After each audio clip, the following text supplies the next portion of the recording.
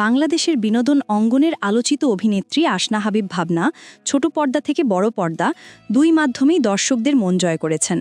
Not out নাটকের মাধ্যমে অভিনয় জীবন শুরু করা এই তারকা ভয়ঙ্কর সুন্দর চলচ্চিত্রে অভিনয় করে বড় পর্দায়ও প্রশংসা পেয়েছিলেন তিনি।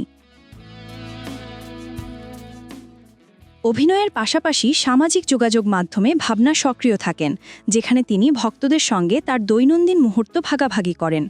সম্প্রতি শীতের এক সকালে নদীতে নেমে জলকেলির কিছু ছবি নিজের ফেসবুক পেজে শেয়ার করেছেন তিনি। ছবিগুলোতে দেখা যায় খোলা চুল, কালো টি শার্টে সাজানো ভাবনা হাতে কচুরিপানার ফুল ধরে ক্যামেরার দিকে মায়াবী দৃষ্টিতে তাকাচ্ছেন। শীতের সকালে পানিতে নামার এই স্বতঃস্ফূর্ত মুহূর্ত নেটিজেনদের নজর কেড়েছে। ক্যাপশনে তিনি লিখেছেন, শীতের সকালে একটু নদীতে নামলাম, বলেন নদীর নাম কি?